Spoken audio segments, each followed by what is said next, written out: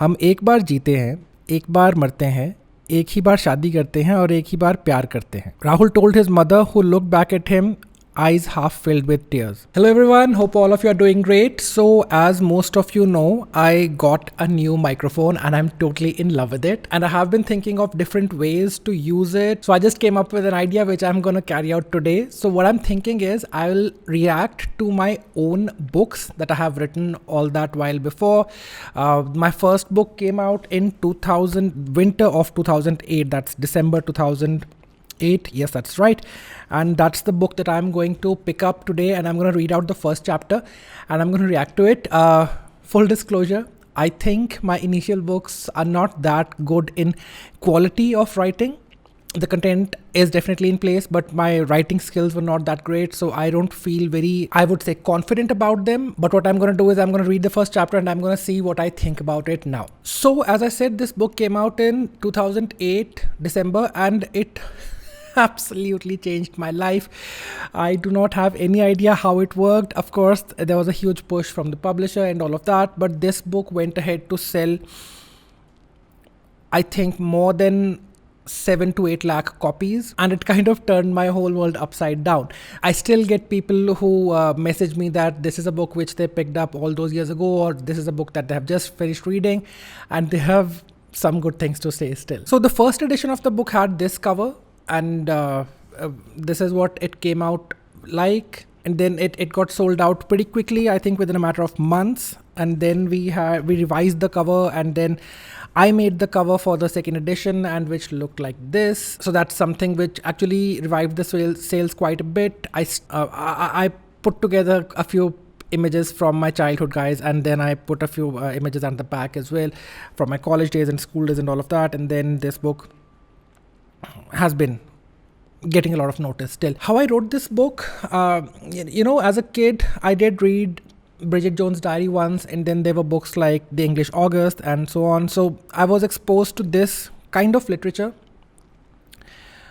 which deliberately uses not the right English to create a character and to tell a story. So that's the approach which I went ahead with this book. But I got a lot of backlash because of that, because the character who was narrating this whole story does mention in the very first chapter, in the prologue actually, that he doesn't know how to write English well, and he's not that good with the language, but he's still gonna write that book. And that is something which a lot of critics caught on, that here we have someone who's saying this and still going ahead with his stubbornness to write the book, which I found a little weird, because it's not for the first time that someone was doing this. But anyway, so without wasting any more time, let's just get on with the first chapter. There's a list of characters on the first page, in which there are a few lines by each character, and they talk about the main character, all of them in their own different ways. I don't think I'm going to read that. I'm going to skip to part 1, and I'm going to read the prologue, and I'm going to see how I like it now. So the first line goes, हम एक बार जीते हैं, एक बार मरते हैं, एक ही बार शादी करते हैं और एक ही बार प्यार करते हैं. Rahul told his mother, who looked back at him, eyes half filled with tears. I was in 9th standard when I saw it for the first time. कुछ कुछ होता है. And I think it was after watching Rahul, Anjali and Tina's eternal love story. God, that's cheesy. I would never put it like this now. I won't. It was after watching Rahul, Anjali and Tina's eternal love story for the third time that I started to think about this particular dialogue.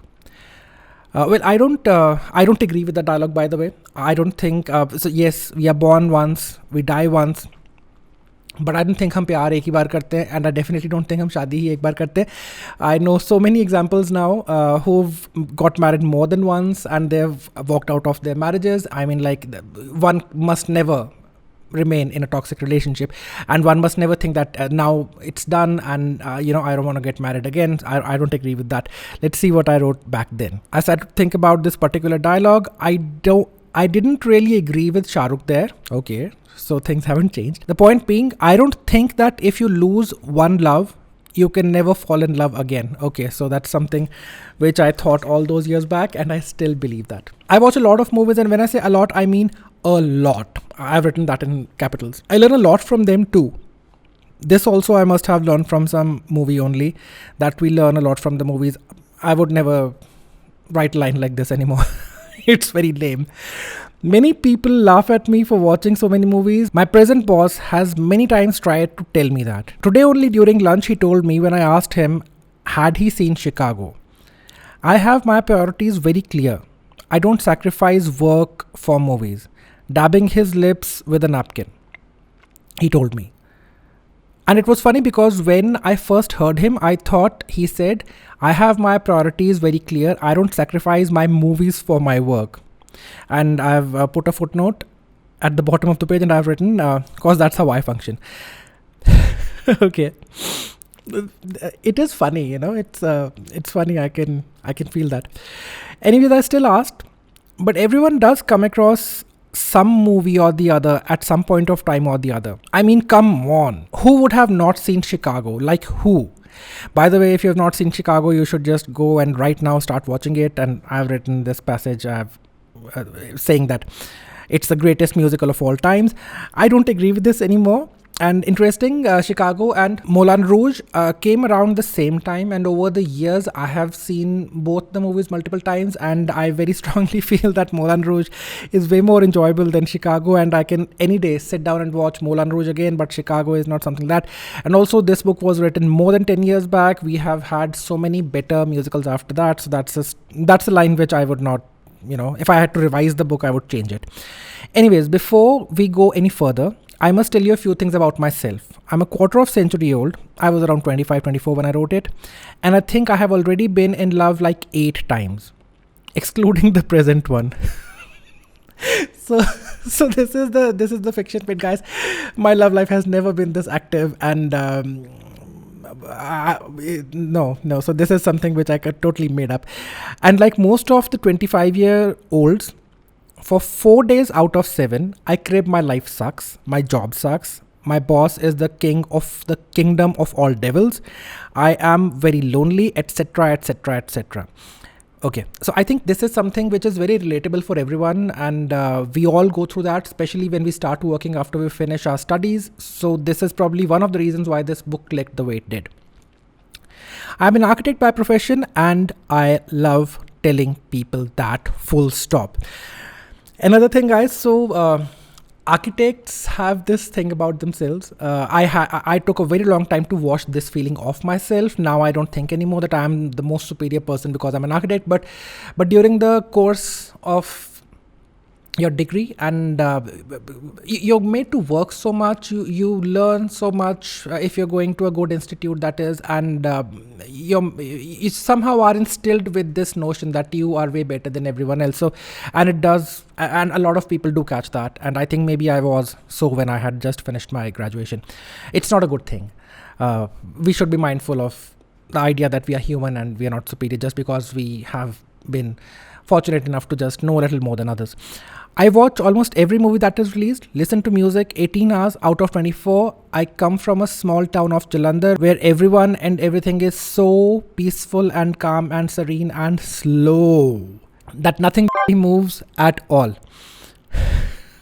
I wish I could still watch as many movies. I wish I could still listen to music as much, but life comes with its responsibilities as you grow old. And the people there know how to swear and use words like and all of that, like the air they breathe. Can't deny that. True. Sorry, I must not lose my temper. Okay, so it's supposed to be written in this tone which is very angry right now. I'm not getting that because I'm not in that state of mind. Sorry, must not lose my temper, must count 20. 1, 2, 3, 4, 5. Okay, I'm done. So what was I telling you? Yes, I'm basically a Punjabi by nature and my English sucks, but I will still bloody write this book. Okay, so this is the line where I was talking about, which a lot of people got carried away that what's the problem. But funnily, the language so far is not all that off, because I've read books in which language is way, way, way worse than this, but like grammatically things are not as off as I thought they were. Okay, done. Okay, so I did my schooling and everything from Jalandhar itself. it was only when I joined college that I actually stepped out of the city for the first time. I want to tell you about my 8 love stories. Let's start with the first one. Okay, so this is where the prologue ends, and that's what I'm gonna end today. I can see there's a lot of honesty. It reads a lot of. It's so much fun to read. It's like someone's talking to you and not keeping anything back and just pouring their hearts out and just talking to you very honestly. I think that's why the book worked the way it did. And true, guys, I was a very I had never stepped out of the city much before I went to college, and then from Jalandhar I went to Gurgaon, which is just right next to Delhi, which is actually practically Delhi if you really ask me, because NCR is that one region. And that was the first time when I started seeing things around, how they go and what they are like. So a lot of honesty there. A lot of it is coming from my real life experience, as I said, and it is reading very unfiltered. I think what I'll do is I'll read the first chapter from all of my 7 books, and it will be an interesting study to see how things have changed over the course of these books, and how my writing has changed, or whether at all it has improved or not. That will be a good check to just see how things have been. So okay, anyway, so this is what I had in mind for today, and do let me know how you liked it, what do you think. And also I am thinking of making this book particularly into an audiobook, because I have the complete rights to this book. The audio rights are still with me, so I can legally do that, and I'll be putting out more chapters from this book slowly as I get time. So anyway, so abruptly ending this, guys. I hope you liked this video. I hope you enjoyed that first chapter, that prologue, and hope all of you are well. And until next time, keep listening, keep reading, keep watching, stay healthy, stay safe. Cheers.